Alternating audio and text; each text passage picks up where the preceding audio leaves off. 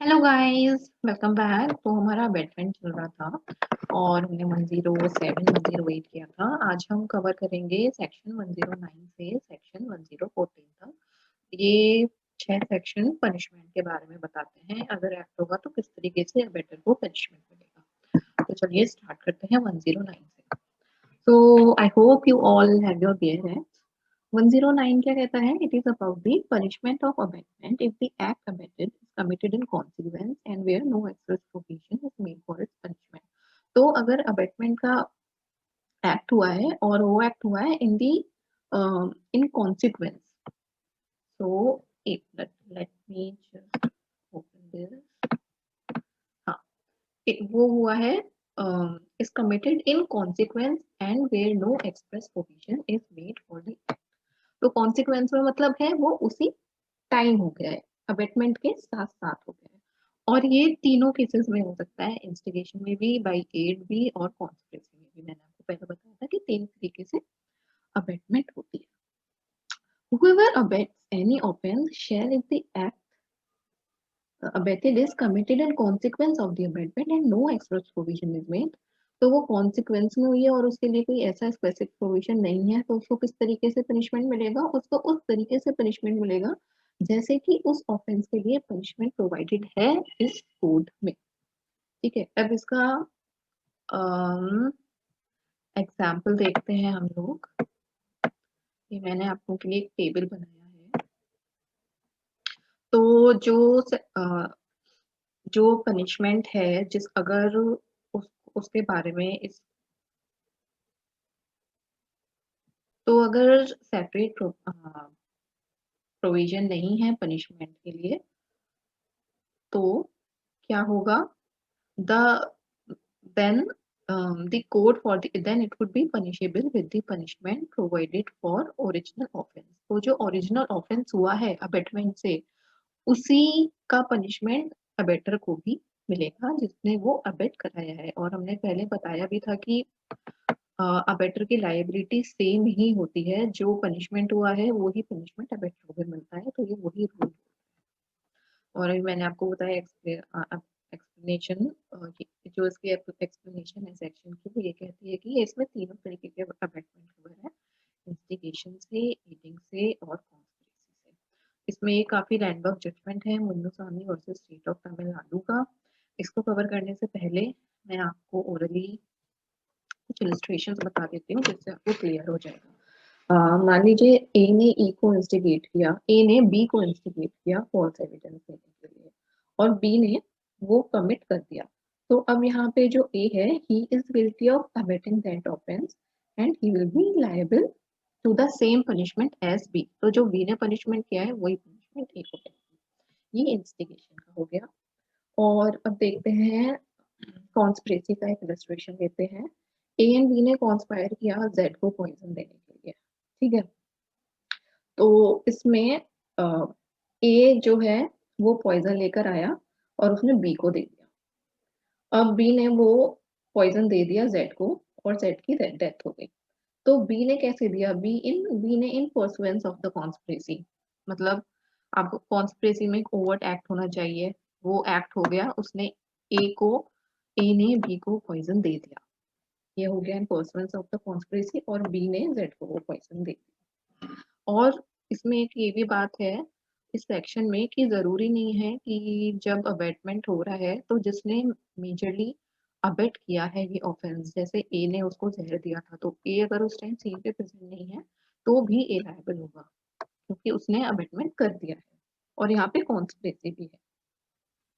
तो ए की एब्सेंस में बी ने जेड को पॉइजन दे दिया और जेड की डेथ हो गई। तो अब यहाँ पे पनिशमेंट कैसे मिलेगी? यहाँ पे जो बी है वो ऑब्वियसली गिल्टी ऑफ मर्डर है क्योंकि उसने जेड को पॉइजन दिया है, लेकिन A is also guilty of abetting that offence by conspiracy and he is also liable for the punishment of murder. तो यही ये सेक्शन 4 है। अब हम आते हैं इस केस पे, मुन्नुसामी वर्सेस स्टेट ऑफ तमिलनाडु। इस केस में क्या हुआ था कि इसमें ये भी कॉन्स्पिरेसी का केस है। इसमें ए बैठा हुआ, इसमें ए बी सी थे, इन लोगों ने कॉन्स्पिरेसी करी थी डी को मारने की। तो कैसे करी थी, ए बैठा हुआ था, डी कहीं साइकिल से जा रहा था, ए रास्ते में बैठा हुआ था देखने के लिए कि डी अब आएगा। जैसे ही डी वहां से गुजरा, इतने में बी और सी भी डी को फॉलो करने लगे। ये लोग सब साइकिल पे फॉलो कर रहे थे, डी भी साइकिल पे था। तो साइकिल पे फॉलो किया और उसको पकड़ लिया। ए और बी ने डी के हाथ पकड़ लिए और सी ने उसके वाइटल ऑर्गन्स पे चाकू से मारा। वो इस टाइप की इंजरीज थी जैसे कि डेथ हो जाए। तो डी की डेथ हो गई उस इंजरी से। तो अब आप यहाँ पे देखिए, ऑफेंस, मेन ऑफेंस का जो मर्डर है वो डी ने किया है, चाकू डी ने मारा है और ए ने बी ने पकड़ रखा है। तो यहाँ पे कॉन्स्पिरेसी भी है और एडिंग भी है। तो अब यहाँ पे किस तरीके से पनिशमेंट मिलेगी?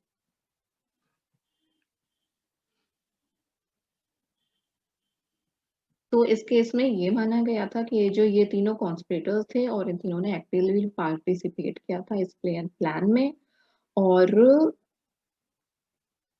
ये भी बोला गया था कि सी ने जो चाकू मारा है वो एक इंडिविजुअल एक्ट नहीं है और ये अबेटमेंट बाय कॉन्स्पिरेसी है।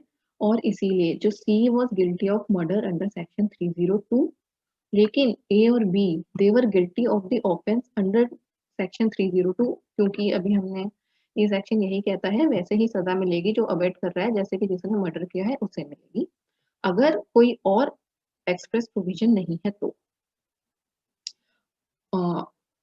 और इसीलिए बी को, ए और बी को भी 302 के अंदर सजा मिली, read with section 109 of IPC.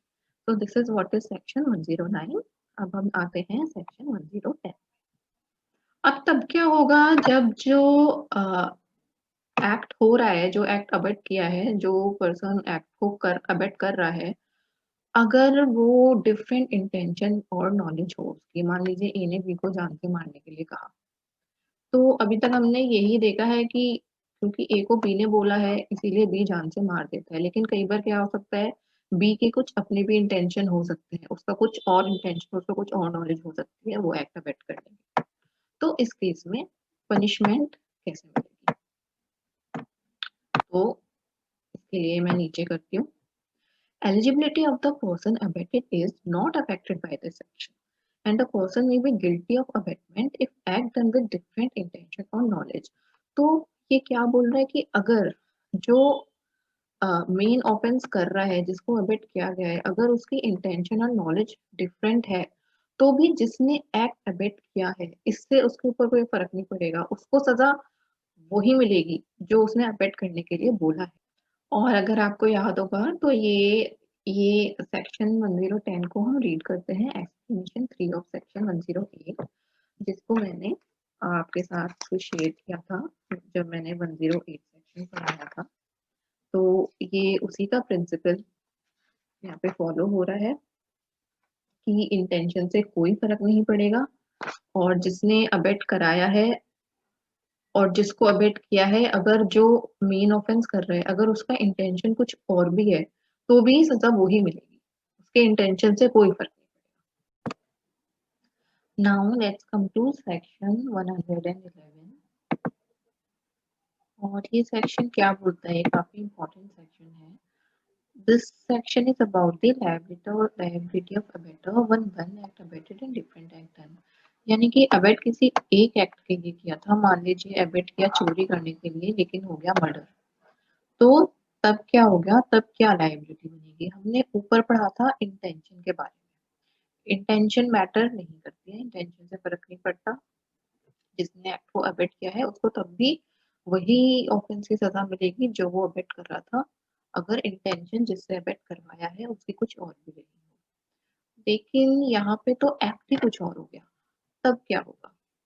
तो ये सेक्शन में एक वर्ड यूज होता है, अ, वो है प्रोबेबल कॉन्सिक्वेंस। तो ये क्या बोलता है section 11, when an act is abetted and different act is done. एक एक्ट अबेक्ट करा है लेकिन एक्ट दूसरा हो गया है, the abettor is liable for the act done. तो जो अबेटर है वो लायबल होगा उस एक्ट के लिए उसी तरीके से, in the same manner and to the same extent as if he had directly abetted it. तो इसमें तो कोई दिक्कत नहीं है, वो वैसे ही होगा, प्रोवाइडेड, अब सारा काम इसमें प्रोवाइड हुआ है। क्या कह रहा है, provided the act done was probable consequence of the abetment. तो ये जो लाइन है ना, probable consequence of the abetment, बस ये गांठ बांधने वाली बात है। प्रोबेबल कॉन्सिक्वेंस अब क्या हो सकता है? तो एंड पर पूरा पढ़ती हूँ मैं एक बार। Provided the act done was probable consequence of the abetment and was committed under the influence of instigation. तो प्रोबेबल कॉन्सिक्वेंस तो होना ही चाहिए अबेटमेंट का, लेकिन वो under the influence of instigation भी होना चाहिए, चाहे वो एड से हो, चाहे वो कॉन्स्पिरेसी से हो, चाहे, ठीक है। तो अब ये जो सेक्शन है, अगर दूसरा एक्ट हो गया, ये निकल के आया है एक मैक्सिमम में कि every man is presume to intend the natural consequence of his act, कि हर पर्सन को पता होता है कि अगर वो कोई एक्ट करवा रहा है तो इतना कॉमन सेंस सब में होता है कि उसको उसका कॉन्सिक्वेंस भी पता होगा। तो अगर उसको कॉन्सिक्वेंस पता है तो वो लायबल होगा उसी तरीके से, लेकिन उसको बाई चांस कॉन्सिक्वेंस नहीं पता है तो नहीं होगा। इसमें बहुत ही इंपॉर्टेंट केसेस हैं, मथुरा दास का केस है और गिरिजा प्रसाद का केस है। इन दोनों केसेस में समझाया गया है कि प्रोबेबल कॉन्सिक्वेंस क्या होता है। तो मैं आपको गिरिजा प्रसाद के फैक्ट्स बताती हूँ। तो गिरिजा प्रसाद में एक ए था जिसका नाम भगवती था, वो सर्वेंट था। वो जो विक्टिम था जिसकी डेथ हो गई थी, उसके बाग में आम चोरी कर रहा था। उसका नाम बरका था, वो जिसके यहाँ पे आम चोरी कर रहा था। तो आम चोरी करते हुए भगवती पकड़ लिया गया और बरका जिसके यहाँ पे वो आम चोरी कर रहा था, वो उसके पीछे भागा। वो भागते भागते भगवती के मालिकों के पास पहुंच गया। तो भगवती सर्वेंट था गिरिजा और विश्वनाथ का, पहुंच गया। तो इतने में गिरिजा विश्वनाथ ने देखा, तो गिरिजा विश्वनाथ ने देखा कि ये देखो हमारे सर्वेंट के पीछे पड़ा है, तो वो बरका के पीछे भागे और उसके पीछे भाग के उसमें से बीचनाथ ने ये बोल दिया कि मारो साले को, ये ऐसे नहीं मानेगा। तो ये इंस्टिगेशन हो गई। तो ये करते करते वो तीनों उसको बरका को मारने लगे, लेकिन गिरजा के पास से एक स्पेयर निकला और उसने उसको उससे जान से मार दिया बरखा को। तो अब इस केस में क्या होगा? तो ये जो इंसिडेंट था, क्या ये बोला जाएगा कि प्रोबेबल कॉन्सिक्वेंस है, नेचुरल कॉन्सिक्वेंस है एक्ट का? कि जो उसने बोला कि मारो सालों को नहीं मानेगा, क्या उसका मतलब ये था कि इसको जान से ही मार दो?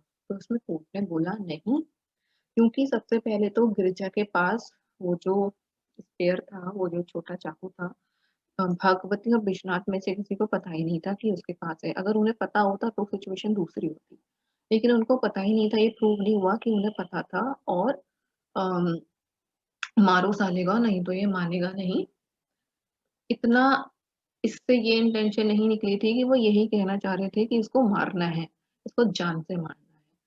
तो फिर इसमें पनिशमेंट क्या मिली? तो इसीलिए ऑब्वियसली गिरजा ने अकेले मारा, वो उसका इंडिविजुअल का एक्ट हुआ, उसको मर्डर की सजा मिली। और भगवती विश्वनाथ या भगवती, इन दोनों में से जो भी एक चिल्लाया था कि मारा सालों को ऐसे नहीं मानेंगे, उनको अबेटमेंट की सजा मिली। और abetment for sexual, for assault. तो ये इस केस में था। तो ये है मीनिंग प्रोबेबल कॉन्सिक्वेंस का। और इन केसेस में, इन दोनों ही केस में आपको ऐसे ये मतलब पहले ही बता देती हूँ, दोनों ही केस बहुत इंपॉर्टेंट है। इसमें बहुत अच्छे से समझाया गया है कि क्या होगा कॉन्सिक्वेंस। मैं आपके लिए एक बार गिरजा वाला जजमेंट शेयर करती हूँ।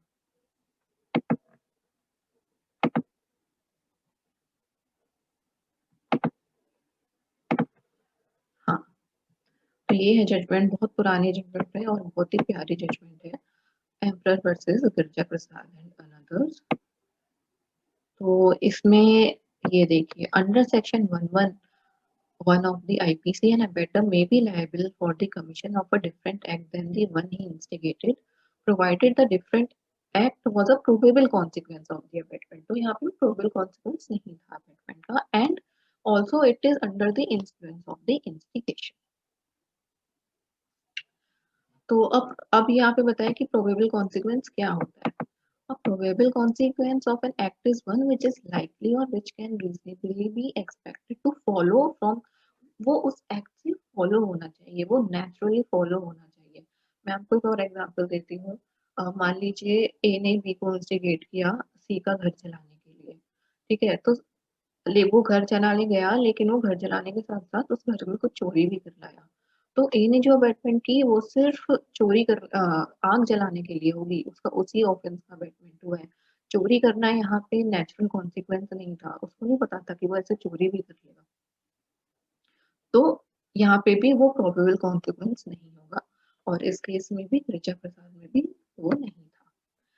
तो when the act is done differently from the act instigated, an abettor is only liable for such a different act if it was a likely consequence of the instigation, or if it was an act which the instigator could easily have been expected to foresee. फोर्सी कर सकते हो तो होगा, नहीं कर सकते हो तो नहीं होगा। इसी तरीके से जो मथुरा प्रसाद का केस है वो भी यही प्रिंसिपल बता रहा है कि नेचुरल कॉन्सिक्वेंस और प्रोबेबल कॉन्सिक्वेंस का क्या प्रिंसिपल होता है। तो अब मैं इसको अभी स्टॉप कर रही हूँ शेयर करना, और मैं आपके साथ अपने नोट्स की स्क्रीन शेयर करती हूँ। ठीक है, अब मैं आपको इसका कुछ और एक और एग्जांपल देती हूँ। मान लीजिए ए ने इंस्टिगेट किया एक बच्चे को कि जेड के खाने में जहर डाला हो। अब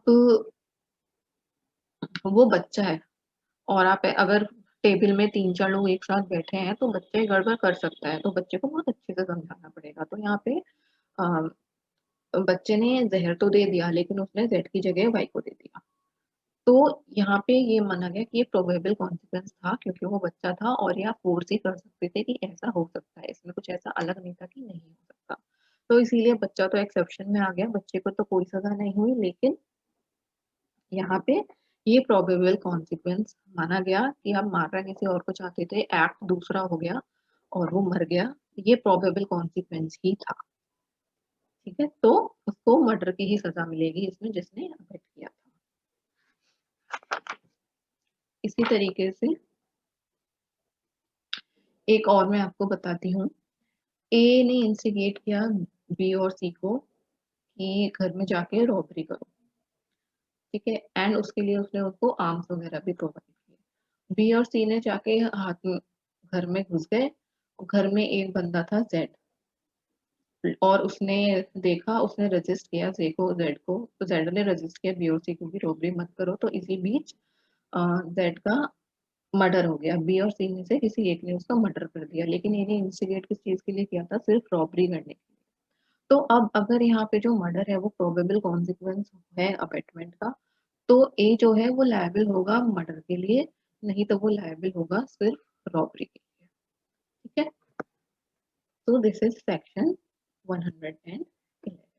now let's move on to section 112।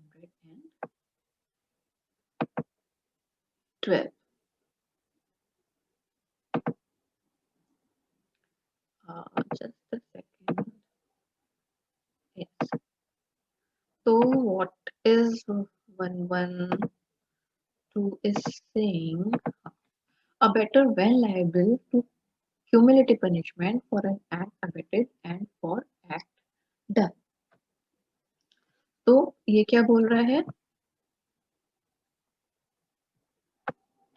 Now let's move on to section 112। तो section 112 जो है वो 111 से ही निकला है, उसी का लॉजिकल कॉन्सिक्वेंस है ये।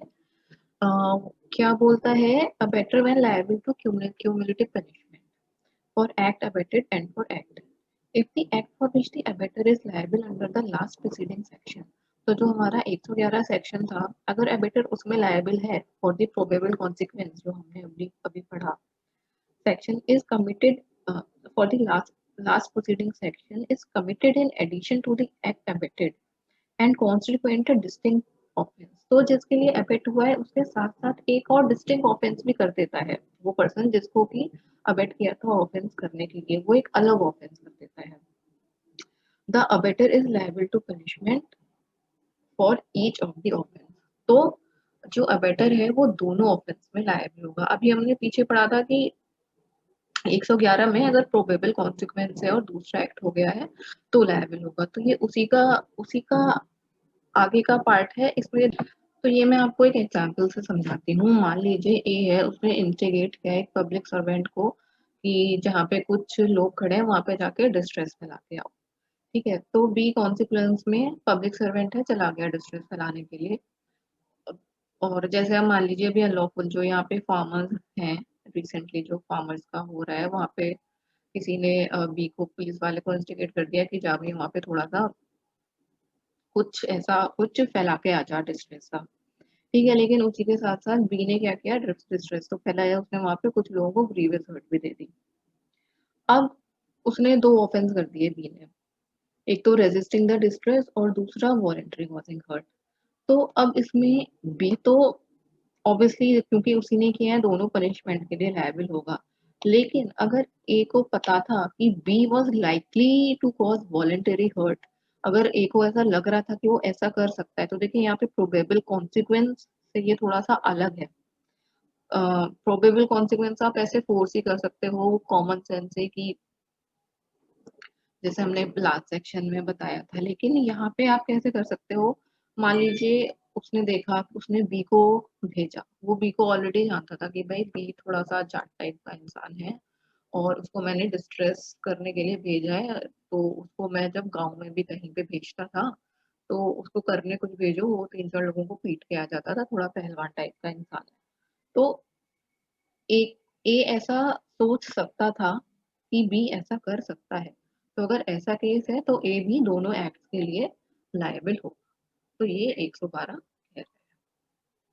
सेक्शन 113 भी 111 से ही निकल के आ रहा है। 111 में जो वर्ड यूज है वो है probable consequence of the abetment, और सेक्शन 1113 में जो लायबिलिटी है वो आ रहा है effect caused by the act abetted. तो यहाँ पे इफेक्ट है और यहाँ पे प्रोबेबल कॉन्सिक्वेंस है, दोनों में बहुत ही छोटा सा डिफरेंस है। तो प्रोबेबल कॉन्सिक्वेंस हो गया, इफेक्ट आप मान लीजिए कि different from that of the impeded, यहाँ पे नॉलेज की बात हो रही है और यहाँ पे प्रोबेबल कॉन्सिक्वेंस की बात हो रही है। अब इसको कैसे समझा सकते हैं, तो यहाँ पे जो लाइबिलिटी अबेटर की डिपेंड कर रही है knowledge of the livelihood of the effect. मान लीजिए ए ने इंस्टिगेट किया बी को, नहीं नहीं मान लीजिए हाँ, ए ने इंस्टिगेट किया बी को कि जेड को जाके ग्रीवियस हर्ट दे दो। अब बी चला गया ग्रीवियस हर्ट देने के लिए, लेकिन जेड मर गया। तो अब यहाँ पे अगर ए को पता था, ए को ऐसी नॉलेज थी कि अगर अ, मैंने बी को ग्रेवी असर करने के लिए भेजा है और उससे बट जेड मर भी सकता है, अगर उसको ऐसी नॉलेज थी तो ए लायबल होगा, अदरवाइज ए भी लायबल होगा मर्डर के लिए, अदरवाइज नहीं होगा। मान लीजिए ए को ये नॉलेज थी कि ये जो जेड है ये हार्ट का पेशेंट है और इसको आप हार्ट के आसपास मारोगे तो ग्रीवियस हर्ट की जगह चांसेस हैं कि ये मर जाएगा। तो यहाँ पे इसको नॉलेज थी, अगर ये प्रूव हो जाएगा तो ए भी लायबल होगा मर्डर के लिए, नहीं तो वो सिर्फ ग्रीवियस हर्ट। और इसीलिए बहुत ही छोटा सा डिफरेंस है, और जनरली जब ऐसी कुछ चीजें आती हैं तो उसमें ट्रिपल वन, सॉरी हाँ ट्रिपल वन और 1113 दोनों लग जाते हैं। तो एक और मैं आपको एग्जांपल देती हूँ इसके लिए। मान लीजिए ए ने ऑर्डर किया बी को कि एक लोडेड गन लेके सी को रॉब करके आओ, और जो सी है, लेकिन ए ने कॉशन कर दिया बी को कि सी के पास तलवार रहती है तो थोड़ा ध्यान से, अगर वो तलवार निकाले तो तुम उसको मार देना, अदरवाइज बस उसको रॉब करके आ जाना। ठीक है, तो बी ने सी को अटैक किया और सी ने तलवार निकाल ली, तो बी ने उस पर फायर कर दिया और सी मर गया और उसको रॉब भी कर दिया। तो यहाँ पे ए जो है दोनों सेक्शन के अंदर आ गया, सेक्शन 111 के अंदर भी आ गया और 113 के अंदर भी आ गया, क्योंकि ये प्रोबेबल कॉन्सिक्वेंस तो हो ही गया। ये एक तरीके से आप इसको प्राइवेट डिफेंस भी कह सकते हो, तलवार निकाला, वो मुझे मार देता तो मैंने उसे मार दिया। एक तो यहाँ पे ये प्रोबेबल कॉन्सिक्वेंस है, जनरली यही होता है। दूसरा, ए को नॉलेज भी थी कि सीज मर्डर वाज प्रोबेबल, तो दिस इज सेक्शन 113। अब हम आते हैं सेक्शन 114 पे। अभी तक हम यही बात कर रहे थे कि एक्ट हो जाएगा बिना इंटेंशन के हुआ तो क्या होगा, दूसरा एक्ट हुआ तो क्या होगा, अगर सेम एक्ट हुआ तो क्या होगा। तो अब हम बात हमने कभी ये नहीं अभी तक बात करी कि एबेटर कहाँ पे होगा। एबेटर तो इंस्टिगेट करके चला गया, अब तब क्या होगा अगर एबेटर जिस टाइम जहाँ पे वो ऑफेंस करवाना चाह रहा है एबेटर भी वहाँ पे प्रेजेंट है, तो वो सेक्शन 114 में कवर होता है। ये सेक्शन कहाँ पे अप्लाई करता है? This section applies where there has been offence of abetment committed and the actual offence of the abetted offence is taken place in the presence of abettor. तो English law में इसको actually जो main offence कर रहा होता है उसको principal बोला जाता है। और इसमें इस सेक्शन में जो प्रेजेंट मीनिंग ऑफ जो प्रेजेंट है कि अगर अबेटर वहाँ पे प्रेजेंट है, इसका इसका मतलब क्या है? इसका मतलब ये नहीं कि वो बिल्कुल वहीं आपसे 1 इंच की दूरी पे खड़ा है, वो एक सफिशिएंट डिस्टेंस पे होना चाहिए। और ये फिर हर केस के फैक्ट्स एंड सर्कमस्टेंसेस पे भी आ, वो करता है, डिपेंड करता है। So sufficiently near to render assistance, sufficiently पास होना चाहिए, ये नहीं कि बस वो एकदम ऐसे पास में खड़ा है और हो गया। तो इसका मेन केस है बरेंद्र कुमार घोष वर्सेस एम्पायर, काफी पुराना केस है। तो इस सेक्शन की कुछ लिमिटेशंस हैं और मतलब दो चीजें हैं जो कि प्रूव करनी पड़ेंगी इसमें जो अबेटर है उसको इंक्लूड करने। तो ये हुआ था, ये बताया गया था बरेंद्र कुमार घोष वर्सेस एम्पायर के केस में। इसमें क्या बोला गया था कि इस सेक्शन को ऑपरेशन में लाने के लिए कुछ सर्कमस्टेंसेस होने चाहिए। पहला तो ये है कि circumstances amounting to abatement of a particular crime for must be proved। तो कि अबेटमेंट हुआ है एक ऑफेंस कराने के लिए, ये प्रूव होना चाहिए। और फिर जो प्रेजेंस है एक्यूज्ड की in the commission of the crime, वो भी प्रूव होनी चाहिए।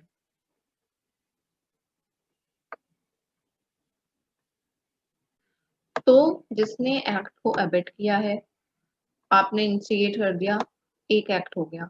उसके बाद वो वाला एक्ट जो आपने अबेट किया है वो ऑफेंस कंप्लीट भी होना चाहिए, वो इनकम्प्लीट नहीं होना चाहिए, और जिसने अबेट किया है वो वहां पे प्रेजेंट भी होना चाहिए, तब ये सेक्शन पिक्चर में आएगा।